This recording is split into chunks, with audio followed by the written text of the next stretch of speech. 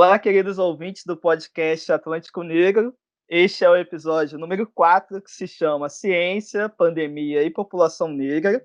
Já já eu apresento para vocês os nossos convidados, mas antes disso, vamos dar um alô aí para esse time de historiadores, agora podcasters, digital influencer, como vocês querem chamar aí.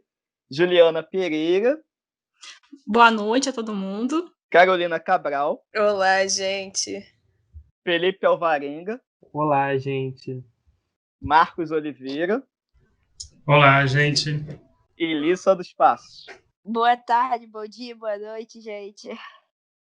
Agora vamos para os nossos convidados, que eu estou super feliz aí de receber. Professora Yamara, de quem eu fui aluno nesse período da pós. Mesmo nesse cenário de pandemia, foi uma experiência muito legal ter tido aula com você. Também temos aqui o professor Alcides Monteiro, e aí eu fico até meio assim de fazer qualquer apresentação, porque ele é meu tio. Então, eu estou muito feliz aqui de receber vocês.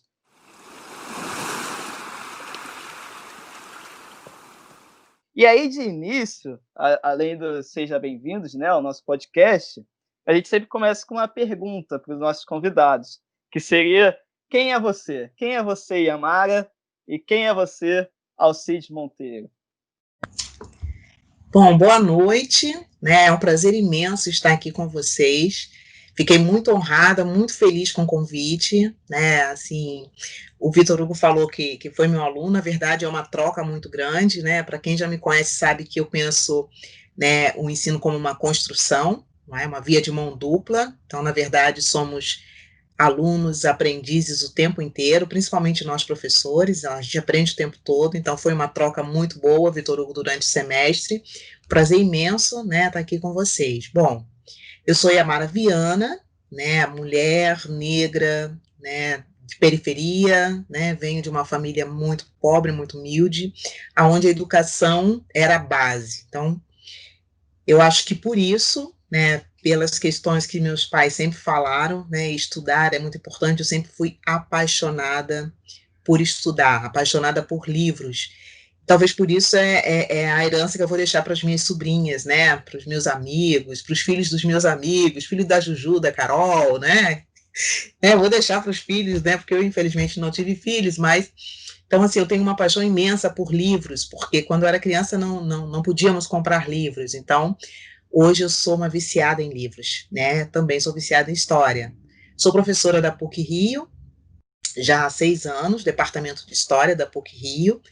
Tive o prazer de ser professora da Juliana Pereira, né, que hoje é uma parceira, uma amiga, colega de trabalho. Infelizmente não fui professora da Carol lá na PUC, mas fui lá na UFRJ também no curso, né, quando eu estava fazendo meu pós-doutorado lá sobre a supervisão do professor Flávio Gomes. E também, né, hoje parceira, né, colega de trabalho, amiga, é muito bom a gente, né, ir desenvolvendo isso ao longo, né, do nosso percurso.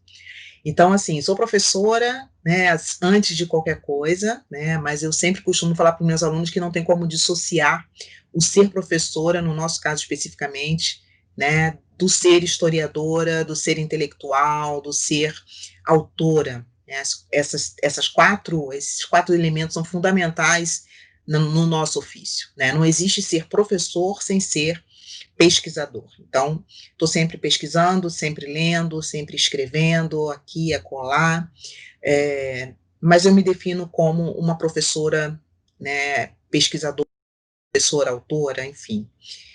Fiz o doutorado na UERJ, em História Política, né, e fui, né, beneficiada com uma bolsa da CAPES e pude estudar durante 4 meses na ECOLE, né, na Escola de Altos Estudos em Ciências Sociais de Paris.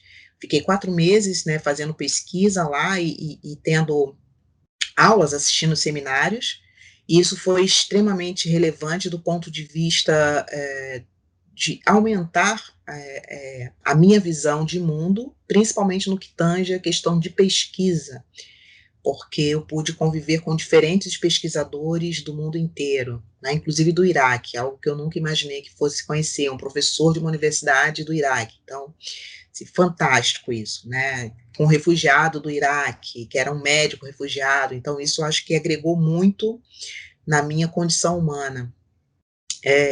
Bom, quem é Yamara? Acho que é tudo isso. É um pouco uma mistura, né, de historiadora, pesquisadora, mas de uma pessoa que está sempre em busca, né, de algo que tenta manter sempre o bom humor.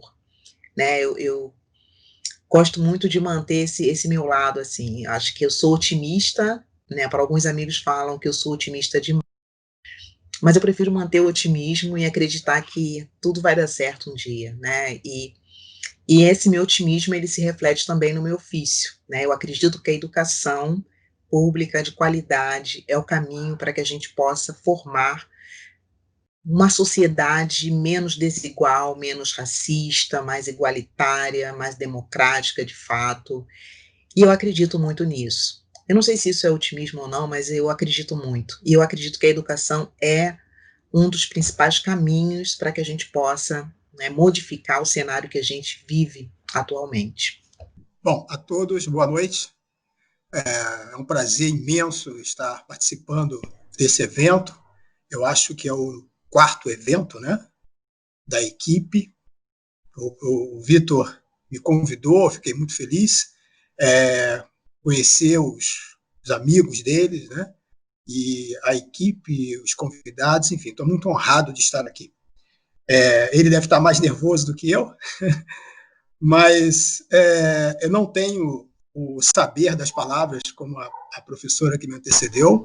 Ela falou muito bem. Parabéns, eu fiquei muito feliz em saber da sua trajetória. Bom, eu sou nascido e criado em Duque de Caxias, estudei em escola pública boa parte da minha vida. Minha mãe e meu pai e minha mãe eram analfabetos e criaram 6 filhos. E deram as mesmas condições para que os 6 pudessem estudar. Eu acho que aproveitei um pouco essa formação, esse incentivo dos meus pais.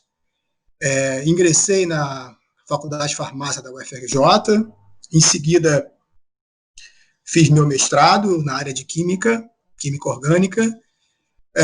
Logo em seguida ingressei no doutorado, onde eu tive o prazer e a honra de ser bolsista do CNPq por 2 anos na Universidade de Waterloo, no Canadá.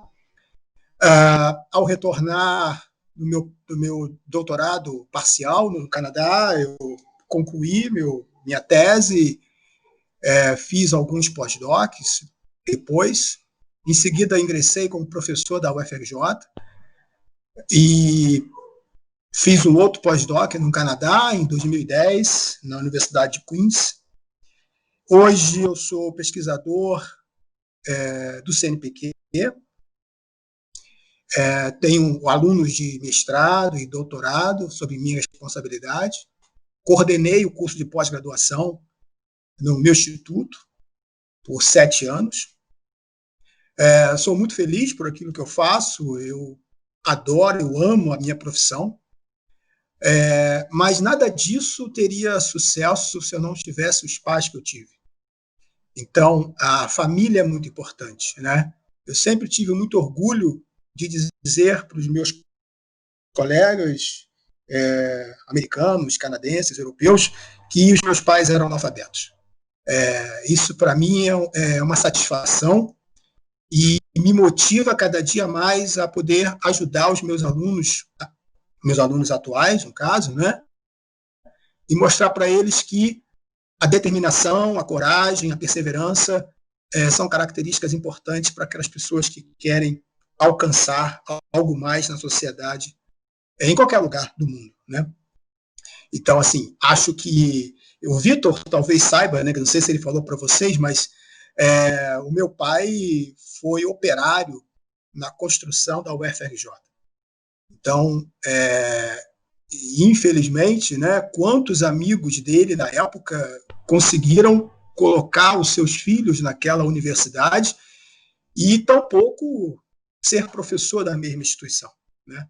Então, eu trabalho na UFRJ com muito orgulho e não esqueço as minhas origens, entendeu?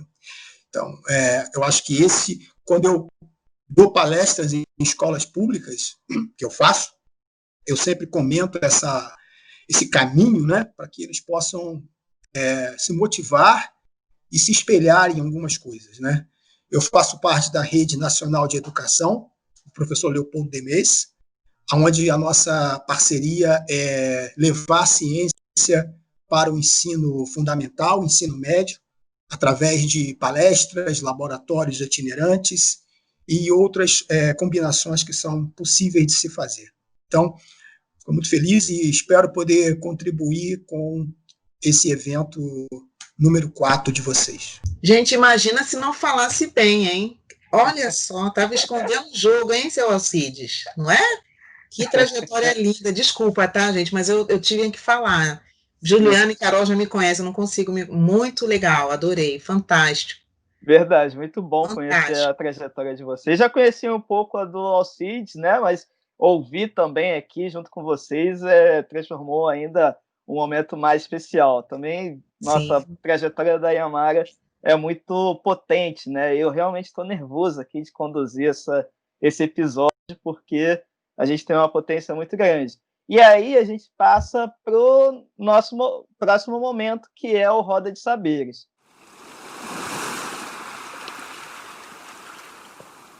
E eu passo a bola para a minha amiga Carolina Cabral.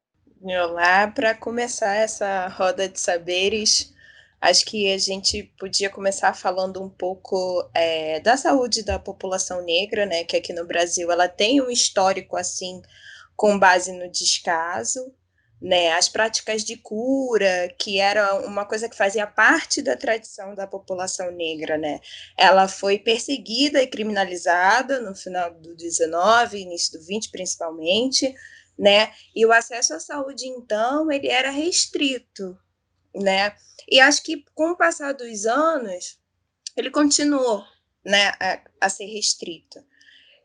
E hoje a gente consegue ver, com os dados do Ministério da Saúde, que 40% mais de negros estão morrendo, né, do Covid a mais do que os brancos. Então, e um dos primeiros casos, né, de morte por Covid no Rio de Janeiro foi da dona Cleonice, uma mulher negra de 63 anos, empregada doméstica, trabalhava numa casa de família no Leblon. E aí, assim, quando a gente foi até procurar a história da dona Cleonice, a gente custou achar o nome dela, né, por conta da desumanização, né? A morte negra, ela não tem nome, ela não tem humanidade. A gente viu várias reportagens e aí em uma a gente conseguiu achar o nome da dona Cleonice.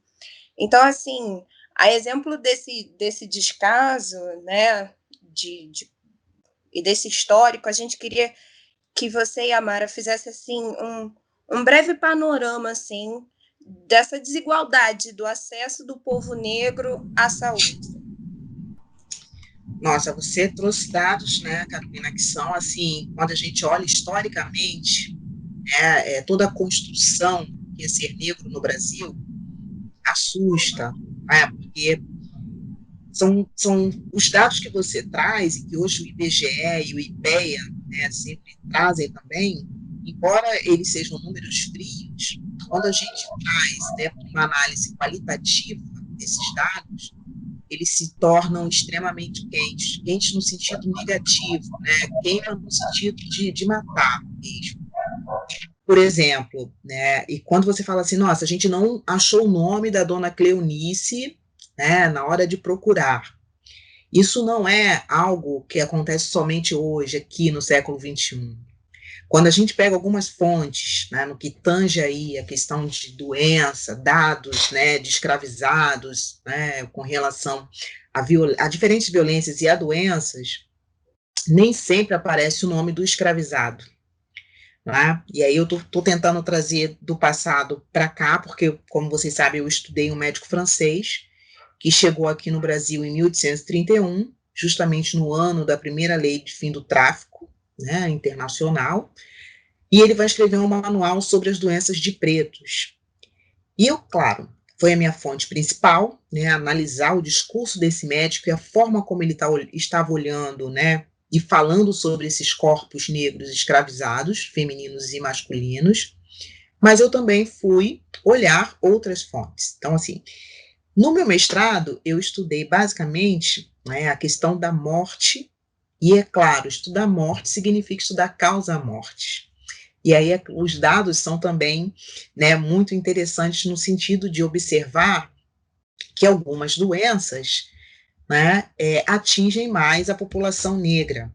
Então, nas fontes, aí pegando esse dado, né, que Carolina mencionou agora, geralmente a gente não encontra o nome do escravizado, né, mas o nome do senhor, do proprietário, ele se encontra.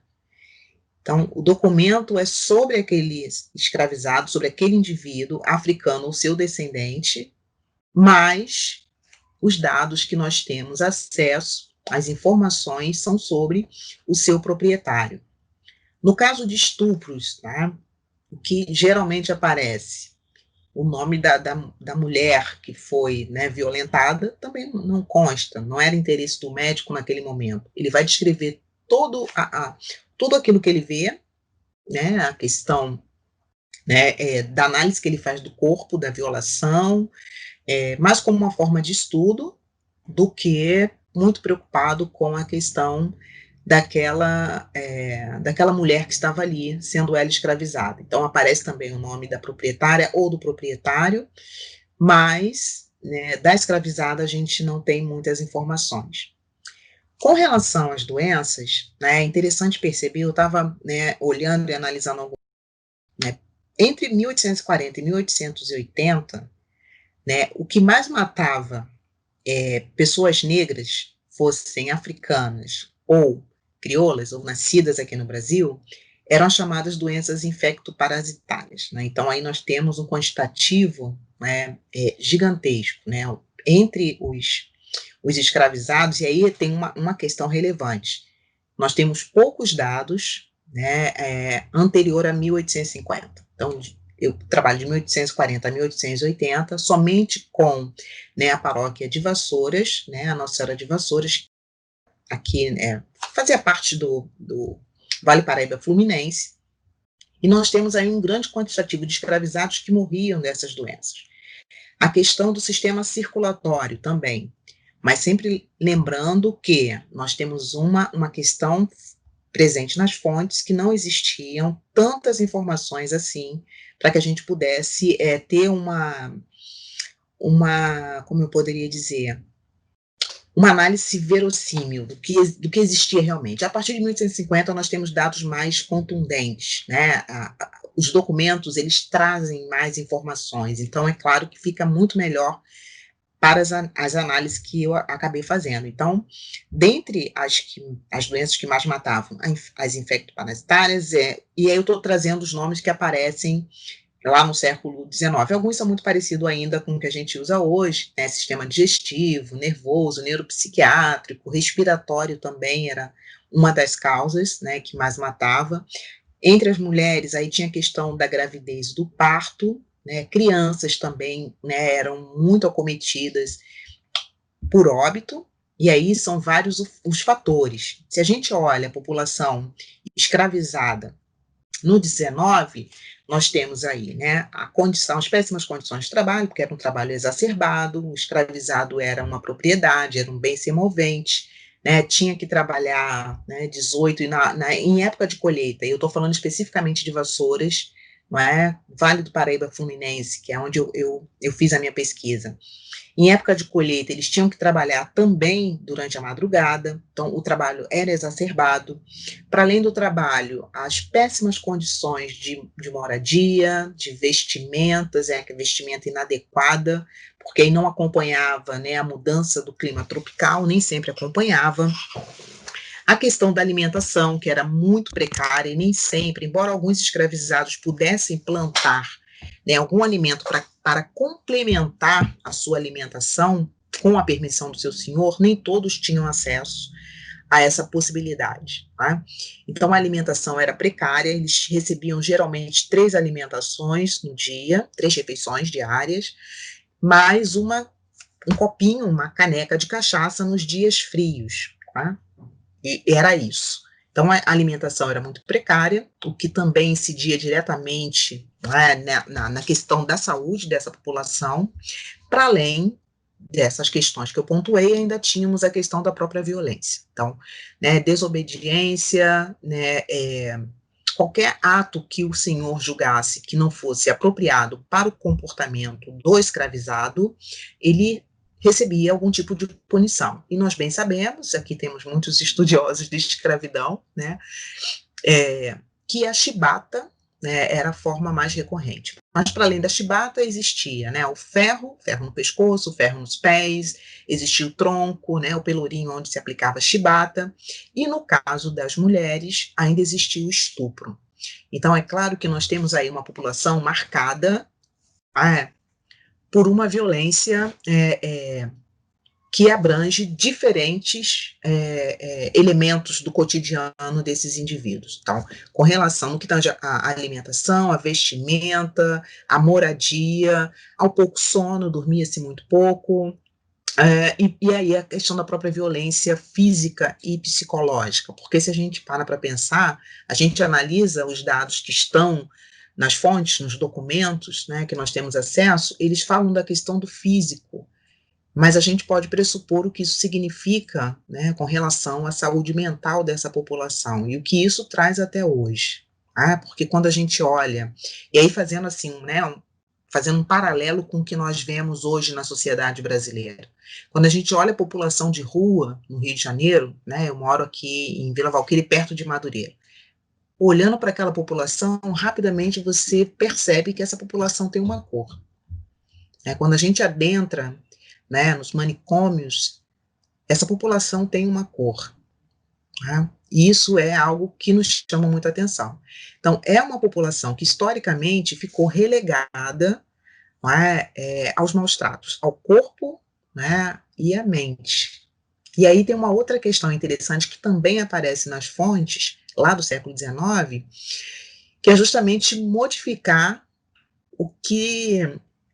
qual era a causa morte de alguns escravizados. Então, colocava congestão cerebral, males internos, e aí tem algumas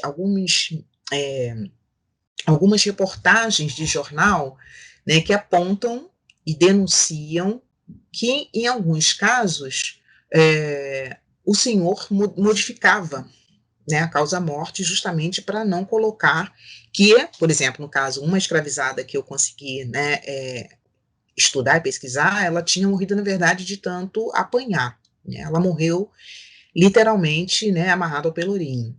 Mas, na hora de colocar causa-mortes, né, o proprietário, a gente só sabe disso porque alguém denunciou e isso está, né, registrado, né, numa fonte jornalística. Em caso contrário, nós não saberíamos, porque no registro de óbito está dizendo que ela morreu de congestão cerebral, e ponto. Né? E aí, quando a gente olha para a população negra hoje, né, nós temos ainda, e aí perpassa toda essa construção histórica de mais de 350 anos de escravização de africanos e seus descendentes, a maior parte da população negra, né, em certa medida, não consegue ter um bom atendimento médico. Né? Por quê? E aí, a questão da própria saúde física e mental da população negra hoje. Nós temos aí várias questões que vão incidir. Né? E aí, com a questão da pandemia hoje, né, isso meio que vem, né, submerge, né, isso toma proporções muito grandes, que na verdade são questões muito pretéritas, né, elas não surgiram no momento em que a pandemia teve início, elas são muito anteriores, mas a pandemia acabou trazendo isso de forma muito contundente, né? E aí quando a gente olha para essa população, né, nós temos um grande número de pessoas que vivem em comunidades, em favelas, que não têm acesso a saneamento.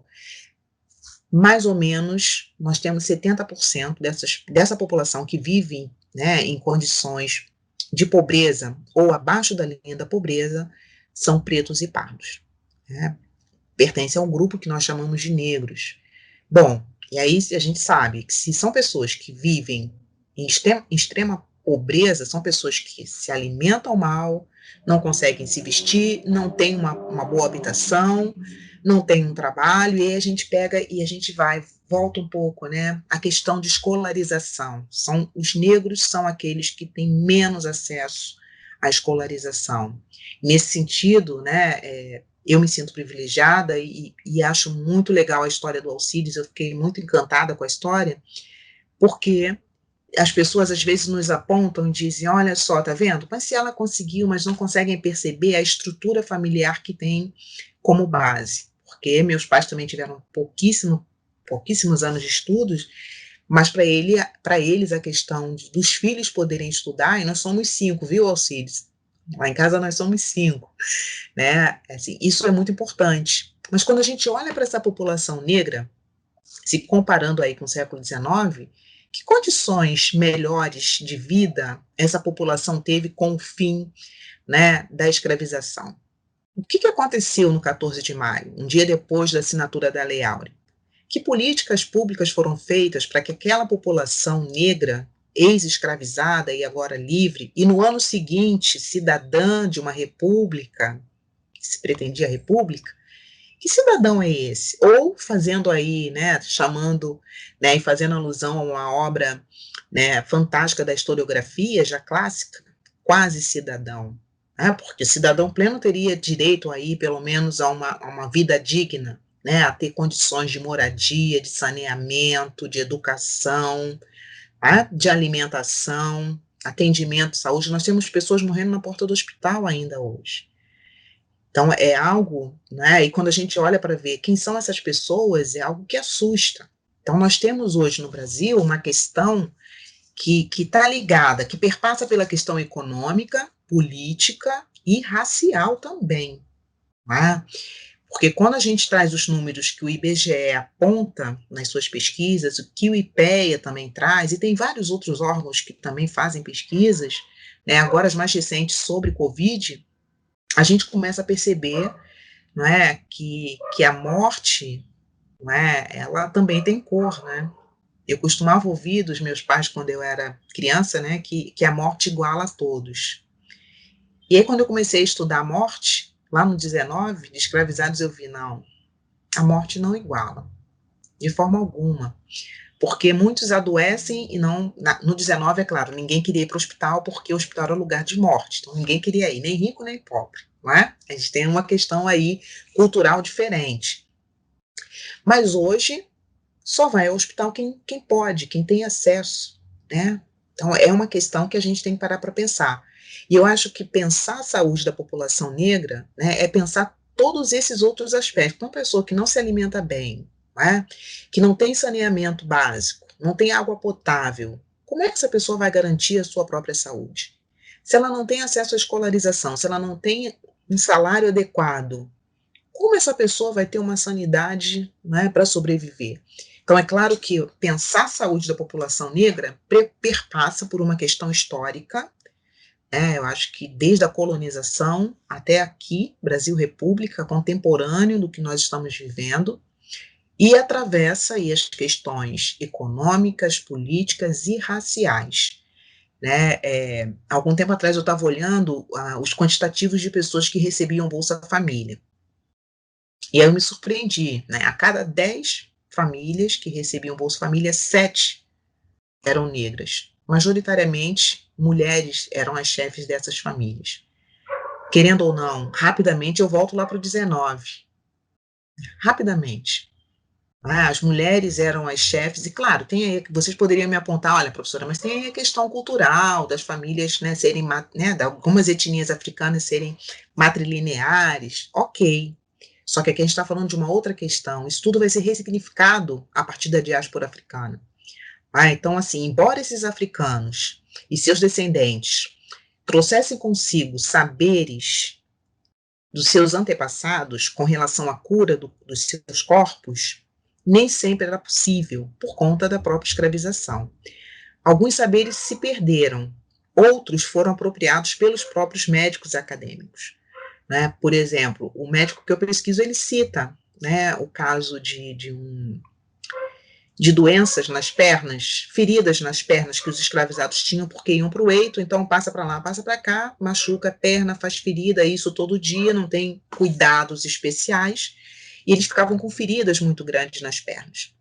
E aí o médico, né, com aquele olhar eurocêntrico, vai dizer, olha, coloca sempre, né, rodelas de mandioca, né, na perna, porque os africanos fazem uso dela e eu já fiz na minha clínica, ou seja, ele se apropria de um saber ancestral dos africanos na sua clínica particular, onde ele está ganhando dinheiro, e ele ganha dinheiro porque eu tive acesso ao inventário desse médico quando eu estive pesquisando em Draguignan, lá no sul da França, e aí, assim, é incrível como o patrimônio dele aumenta do momento que ele sai da França quando ele retorna, porque ele acaba retornando por ficar doente, e aí ficando doente ele não permanece no Brasil. Ele faz muito dinheiro estando aqui, mas no momento que fica doente ele não vai ser atendido por nenhum médico brasileiro. Ele volta para o seu lugar de origem e acaba morrendo lá no mesmo ano em que a segunda lei do fim do tráfico é publicada, 1850. A sua pergunta foi muito bem colocada. A professora fez uma exposição histórica fantástica. Eu peço desculpas a vocês, que eu não tenho esse viés histórico. Então, vocês têm uma linguagem parece muito romântica aos meus ouvidos, e eu não tenho essa capacidade. Você citou na sua colocação o aspecto da Covid, né, como exemplo, e eu não falei isso na minha apresentação, mas eu sou um dos coordenadores do único projeto financiado pela CAPES, que é uma agência do MEC, que visa o desenvolvimento de medicamento contra a Covid. Não é vacina, seria um fármaco, né? Seria um medicamento que você compra na farmácia. E, por isso, eu sou obrigado a conhecer um pouquinho dessa doença para chegar ao ponto onde da sua colocação. Infelizmente, esse vírus ele veio para ficar, tá? Não tem uma ilusão de que a vacina ou as 4 ou 5 vacinas vão exterminar o vírus. Não irão. Esse vírus veio para ficar conosco. E é um vírus extremamente inteligente. Extremamente inteligente. Não sei se vocês souberam, mas na Dinamarca acabou de surgir uma nova cepa perigosíssima, uma cepa muito violenta. Então, a tendência é que nós tenhamos esse inimigo aí por muito tempo.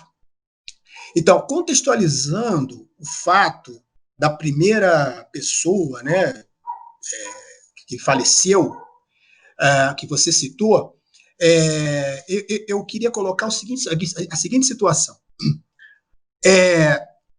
A população negra ela é acometida por um grupo de doenças com muito maior percentual que os anglo-saxônicos, como, por exemplo, diabetes, hipertensão e obesidade.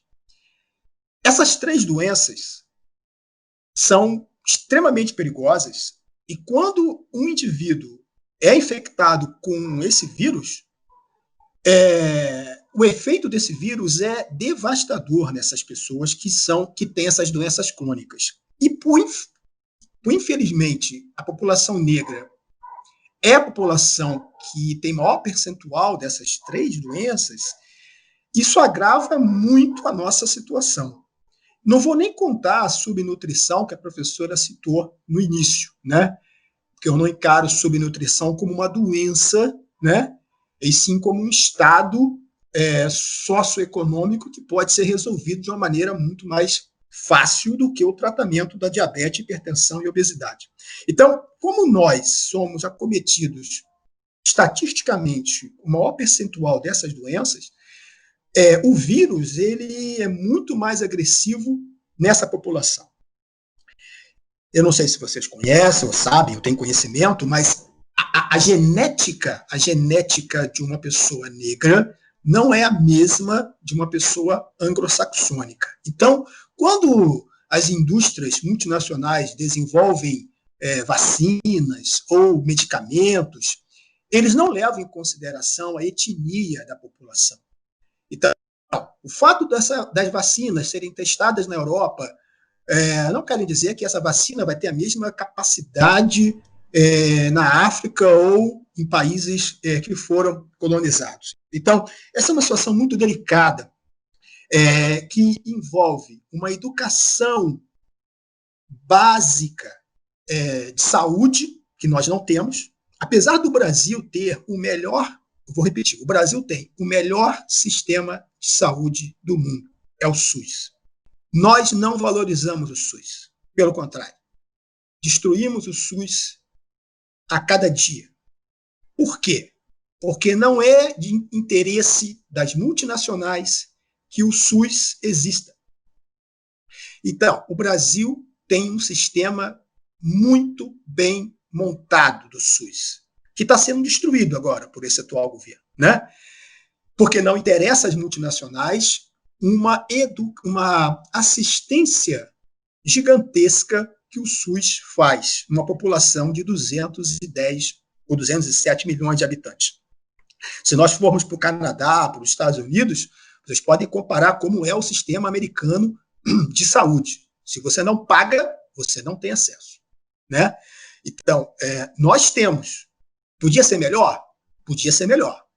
Por que não é melhor? Eu não vou discutir isso agora, porque eu acho que não é o fórum competente para isso, né? Mas nós temos um sistema de saúde muito bom no papel, poderia ser talvez 30% ou 40% melhor na prática.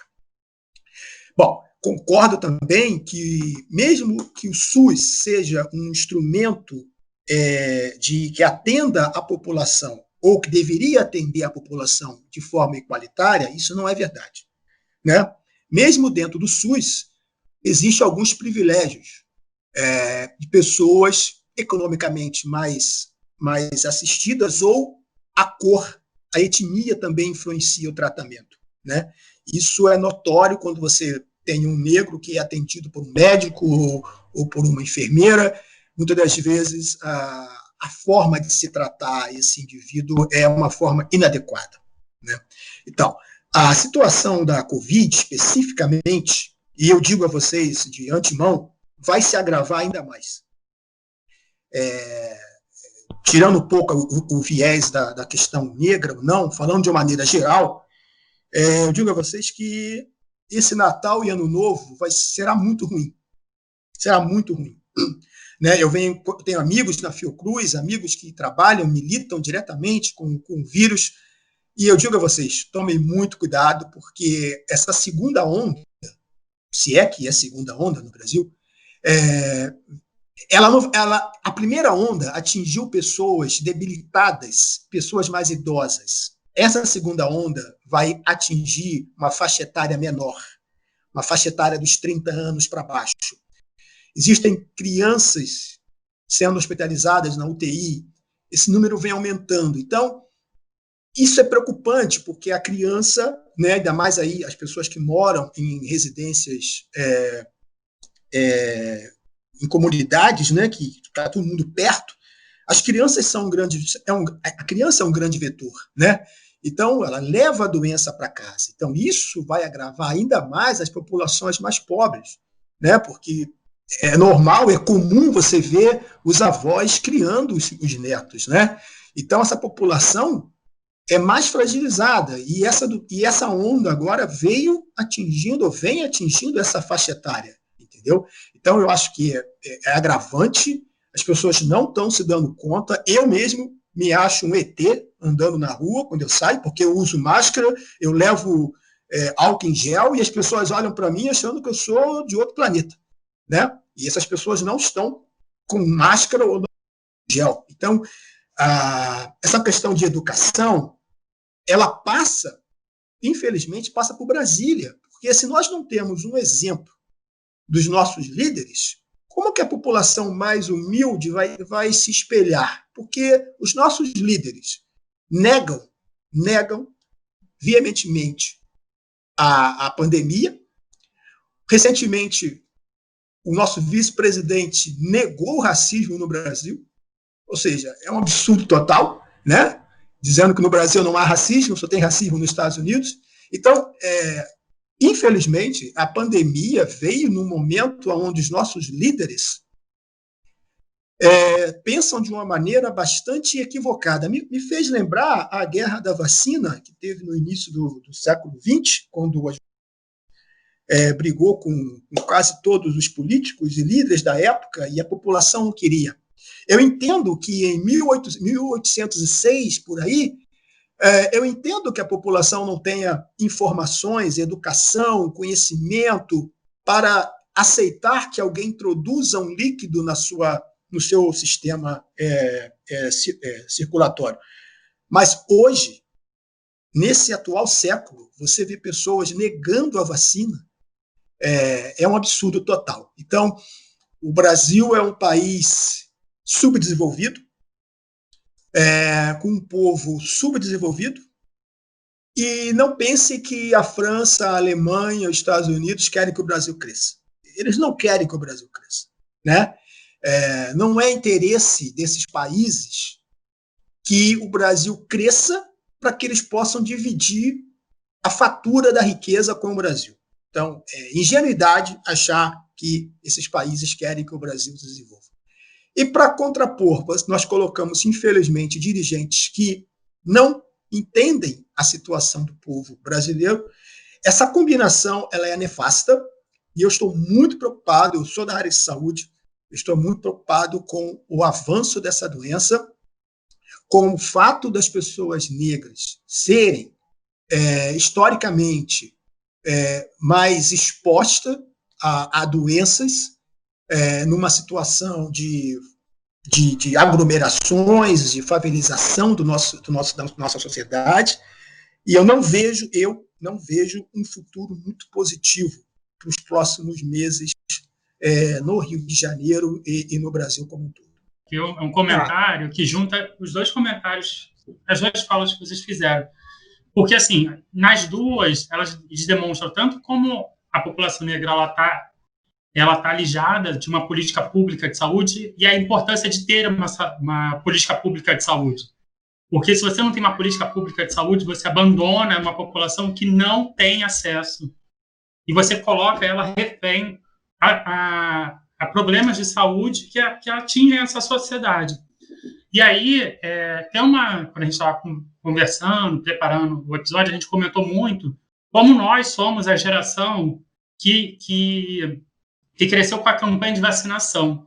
E como a campanha de vacinação foi fundamental e a referência internacional, né, a ponto de você ter uma geração, que é a nossa, que foi vacinada, que tem a carteira de vacinação, que tem na memória a questão do Zé Gotinha, enfim. Você tem toda uma questão de saúde pública, de política pública e de ação do governo em torno dessas políticas públicas que está sendo desmontado a olhos vistos, né?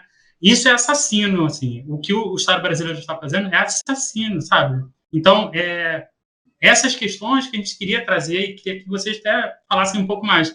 Principalmente essa fala da Alcide, que foi, assim, incrível. Eu acho que gente, não tem outra palavra, é assassino, sabe? O que o Estado brasileiro está fazendo é assassino. Você falando em assassino, né, eu lembro muito do Mbembe com a questão da necropolítica, né? Sim, existe aí um pensamento, mas aí o que o professor Alcides falou, né, é muito interessante quando a gente pensa que, por exemplo, os indicadores de saúde, quando a gente cruza com as características socioeconômicas, né, do nosso país, acabam revelando uma relação muito importante entre saúde e os determinantes sociais e a organização do sistema de saúde, que é um outro ponto que o professor Alcides toca, que é o SUS. Não é? Então, eu acho que compreender esse conjunto, né, é fundamental para a gente instrumentalizar e pensar em elaboração de programas, né, de políticas e programas voltados para o combate das desigualdades, né, principalmente na saúde, porque se a gente olha os dados, né, que a gente tem, né, por exemplo, da pesquisa do IPEA, que é um Instituto de Pesquisa Econômica Aplicada, em 2008, a população negra representava 67% do público total atendido pelo SUS. 67%, e a branca 47,2%. É claro aí, por isso que é importante pensar, né, esses indicadores de saúde e cruzá-los com as características socioeconômicas da população, porque uma coisa leva a outra. E é claro, se nós não tivéssemos o SUS, um maior quantitativo da população negra certamente estaria, né, já em condições muito ruins de saúde, né, ou morta. Né? E aí o Alcides trouxe uma outra questão que eu achei muito importante, que é a questão das doenças que mais acometem negros, que é a hipertensão. Isso está lá no século XIX, isso permanece no XXI. Então, assim, historicamente, né, a gente tem como como trazer esses dados, né? Então, tem a hipertensão, tem a questão do diabetes, tem a anemia falciforme, mas aliado a todas essas questões de saúde, no caso da Covid, aí, Alcides, eu queria ouvir um pouquinho mais sobre isso, porque nós temos aí a questão da própria questão sanitária, né? Então, assim, porque a gente vê toda uma campanha, né, das mídias voltadas para que o indivíduo ele precisa higienizar as mãos o tempo todo, ou usar álcool em gel. E aí a população mais empobrecida, não é, e que mora em comunidade, mora em favela, que não tem acesso a água potável, não tem saneamento e muito menos dinheiro para comprar o álcool em gel, como é que essa população faz para se precaver desse vírus? E aí a sua fala, é claro, é extremamente preocupante. Eu tive Covid agora há alguns meses, né? Não precisei ser hospitalizada, felizmente, eu e meu marido ficamos em casa, mas assim, é uma questão horrível. Eu fico imaginando a pessoa que precisa, né, de ser hospitalizada ou de ventilação, né, mecânica, enfim, é uma coisa assim assustadora, não é? Então, pensar aqui, né, nós temos aqui associado diferentes elementos que associados acabam vitimizando ainda mais a população negra, para além das questões, né, genéticas de doença, de comorbidades, né, que é o caso da hipertensão, né, a questão da obesidade, que também aparece agora, que não aparecia lá no 19, eu encontrei somente um escravizado, né, que foi citado, não era obeso, na época ele usava um termo gordo, e ele não tinha preço, ou seja, ele era inútil para o proprietário. Ele não valia sequer como uma propriedade, não valia a pena ter um escravizado, né, obeso. Então, mas não aparece obeso, é gordo, né, e sem valor, ele não tinha valor. Tá? Então, assim, isso pode ter se agravado também com o tempo, eu não sei, teria que ter um estudo, alguém que pesquisasse isso para poder apontar, não sei se o Alcides sabe disso, mas a gente percebe essa questão da obesidade. A hipertensão, isso eu já sei, porque eu tenho acompanhado isso, né, minha família, né, meu pai, ele faleceu de infarto aos 48 anos, fulminante, não deu tempo de chegar no hospital, perdeu 2 irmãos também por questões, né, de problemas cardíacos, e quando eu olho as minhas fontes do 19, é a terceira comorbidade, né, doença que mais gerava óbito entre os escravizados, fossem eles africanos ou seus descendentes, crioulos. Ainda nós temos agora a questão da diabetes, anemia falciforme, isso porque a medicina avança e nós temos acesso a esse conhecimento. Mas aí eu fico muito preocupada, Alcides, com essas questões, porque quando a gente cruza esses elementos para a população negra, e aí você apontou um outro fato, que é a questão política, que também não pode ser relegada nessa análise, nós estamos aí num momento que é gravíssimo para a população negra. Historicamente falando, é aquela menos assistida, é aquela que termina a escravidão e não existe nenhum tipo de política para incluí-la em escolas. Nós tivemos uma lei em 37 que dizia que africano, mesmo livre, não podia estudar, não podia frequentar a instituição. Os caras aprenderam a ler e escrever, mas, né, a gente pega a Maria Firmina, né, ela era autodidata. E muitos dos nossos ancestrais também, os caras aprendiam na marra, certo? Mas eles eram proibidos de frequentar a escola. Mas não houve, depois do fim da Lei Áurea, nenhuma lei, nenhuma política que pudesse possibilitar ou viabilizar a entrada desses indivíduos em escolas. Surgiram escolas. Não por acaso a gente tem aquela carta escrita, né, por 7 ex-escravizados, né, lá de Pati de Alferes, são libertos em 89, 11 meses depois da assinatura da Lei Áurea, onde eles vão exigir educação para os seus filhos. Eles não estão pedindo para si, eles pedem para os seus filhos. E é uma questão para a gente, quando a gente começa a cruzar todos esses dados econômicos, né, sociais, e aí as questões das comorbidades, né, que estão relacionadas à população negra, a questão econômica também é muito preocupante, porque a gente ouve o tempo todo nas mídias que é preciso lavar as mãos, é preciso... E para essa população que não tem acesso? Então, acho que a gente tem um quadro agravante, apesar de nós termos, e aí é um ponto muito positivo, mas que, como você colocou, professor, as lideranças hoje, né, estão nos deixando numa situação extremamente complicada, porque para a população, e aí nós temos uma maioria de indivíduos negros, pretos e pardos, que não têm acesso à escola, ou que tiveram que abandonar a escola porque precisavam trabalhar. Né? Só os que entraram para o grupo de extrema pobreza em 2018 foram 14 milhões de pessoas, majoritariamente pretas. Isso é assustador. Então, assim, o quadro que o senhor trouxe, embora eu seja muito otimista, eu estou morrendo de medo aqui, né?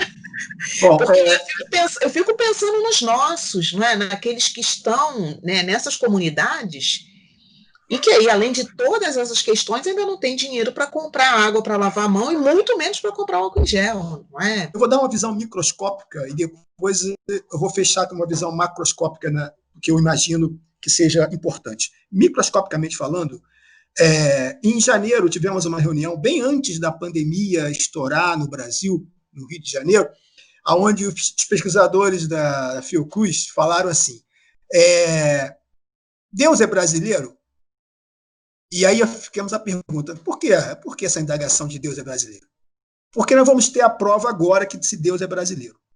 Porque no Rio de Janeiro, a nossa geopolítica no Rio de Janeiro é muito ruim quando você tem uma doença infecto-contagiosa como um vírus, transmitido por contágio de suor, saliva, etc. Por que eles perguntaram isso? Porque as comunidades, e isso era o medo em janeiro, seria um local de disseminação absurda do vírus, né? Que não tinha como controlar. Você pode controlar um condomínio na Barra, no Leblon, mas na Rocinha, na Maré, como é que você vai controlar isso, né? Já que as casas são coladas uma nas outras, uma janela de um abre a cozinha do outro. Então, e hoje, numa reunião que nós tivemos semana passada, por sinal, nós falamos de novo sobre isso. E percebemos que Deus é brasileiro.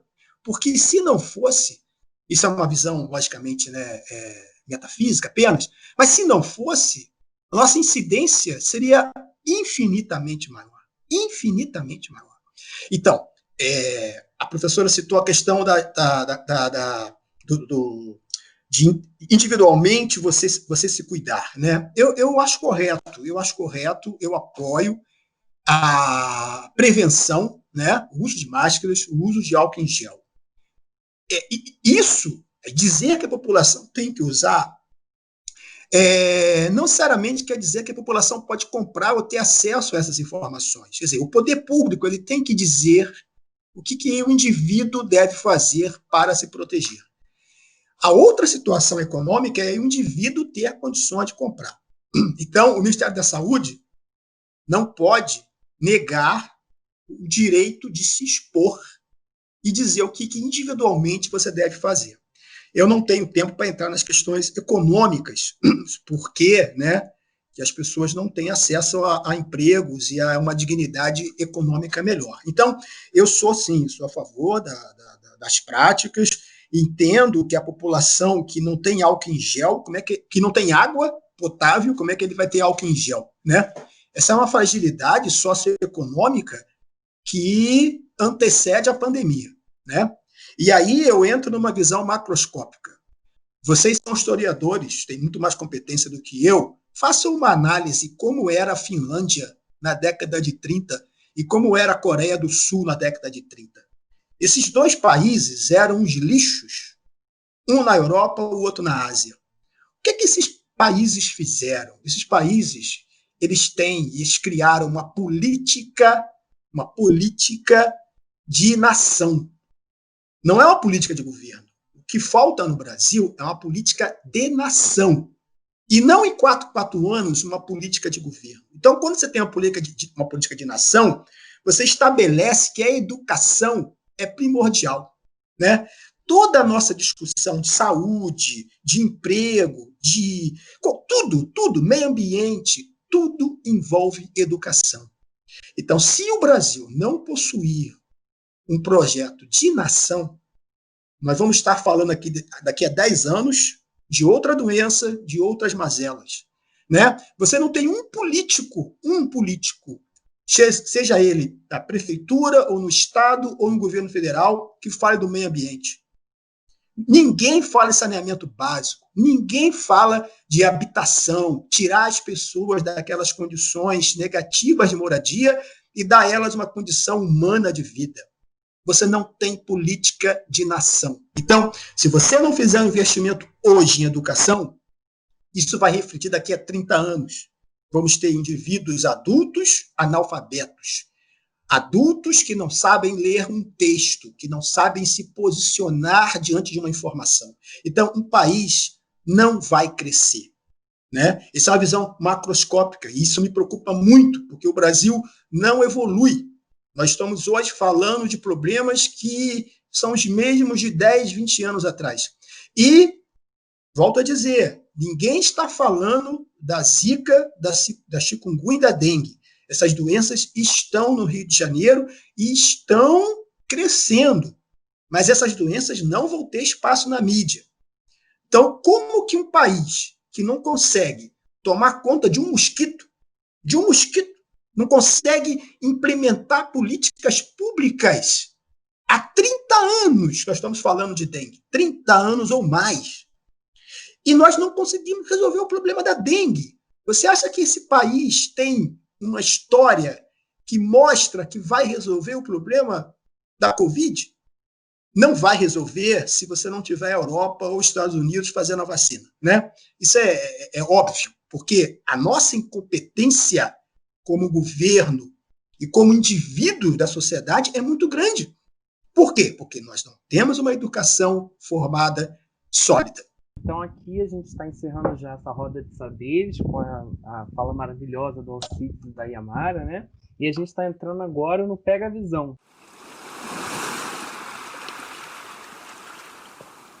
E aqui eu vou começando mandando um Pega a Visão para vocês, que é justamente o documentário que eu acho que muita gente já viu, né? Que é a 13ª Emenda, né? Que é um filme de 2006, dirigido pela Eva Duvernay, né? E esse documentário é muito bom, aparece Angela Davis, que está cotada hoje em dia, né? Que todo mundo está lendo os livros dela, e é um livro muito bom porque ele fala como, né? A escravidão, o sistema escravista, na verdade, foi o germe, né, do encarceramento em massa da população negra, né? Ele está falando sobre os Estados Unidos, né? E esse documentário é muito bom, como ele presentifica o navio negreiro e as prisões que estão encarcerando os negros hoje em dia nos Estados Unidos, né? Como os Estados Unidos é o maior nível de encarceramento em massa da população negra e como esse documentário pode trazer muito para a realidade do Brasil, né? Então, indico aí o 13ª Emenda como um documentário, está na Netflix, quem quiser ver, está lá, muito bom. E eu passo agora a bola para a Yamara, para ela dar a sua indicação cultural para a gente. Olha, eu indico um livro, né, de um autor negro, é professor, né, escritor.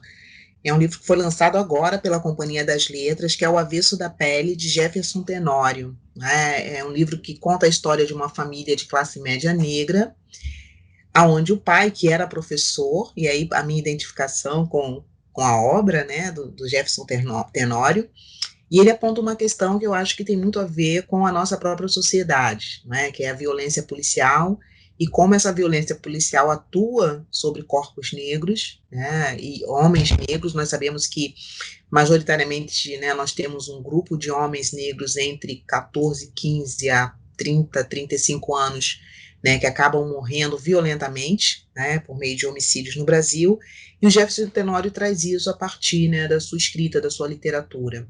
Então, a minha indicação é O Avesso da Pele, né, de Jefferson Tenório. Bom, a minha indicação é a literatura do professor Renato Nogueira.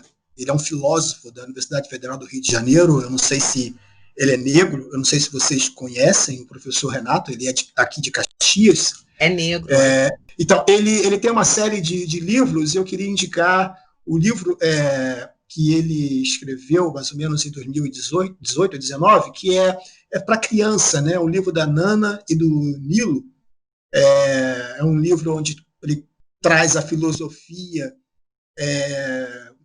associando ao lúdico da criança, falando sobre a filosofia, os povos africanos, né? Eu acho que esse livro merece ser divulgado, eu já li, adorei, e minhas sobrinhas também já leram, então eu recomendo, né, a divulgação do livro do professor Renato Nogueira como uma literatura infantil, né, já que é um livro para criança, mas também tem muito de ensinamento da filosofia.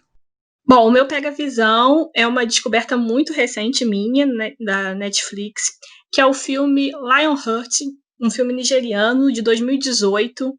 Ele é estrelado e dirigido pela Genevieve Nnaji, que é uma artista e diretora africana, e ele conta a história da jovem Ada, que após o adoecimento do seu pai, ela tem que dividir a direção dos negócios da família com seu tio. O filme ele até chegou a ser um primeiro longa nigeriano enviado ao Oscar, mas ele foi desclassificado pela produção porque era todo em inglês.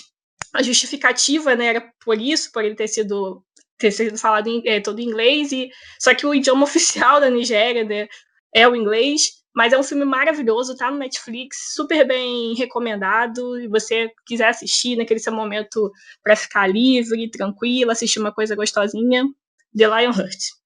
Então, meu Pega Visão é um documentário que eu acho assim fundamental, todos nós conhecemos, que se chama Abolição, dos Osmo Bubu.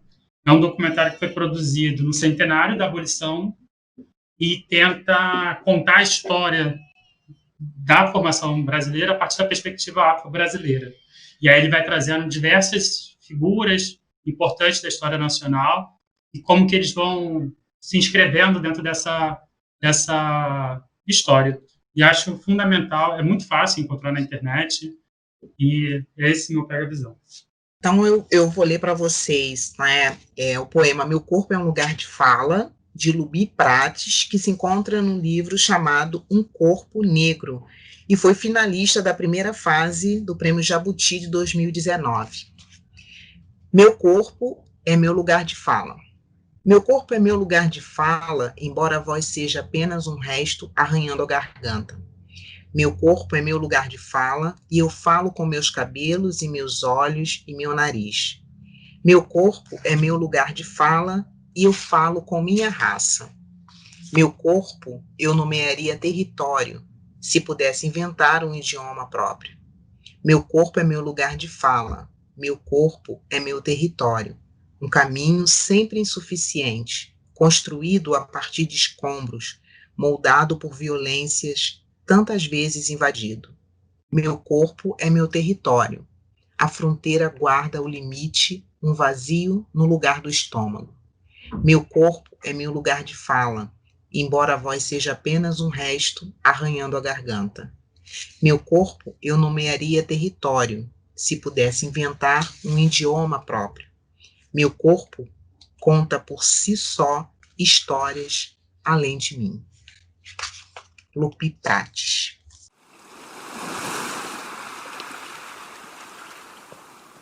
Eu nem posso dizer que eu estou surpreso com esse episódio, né? Porque eu sabia que ele ia ser um episódio bastante impactante, né? Ainda estou aqui pensando no que o Alcide falou, do que a Yamara falou, fez um panorama muito legal e eu espero que vocês gostem.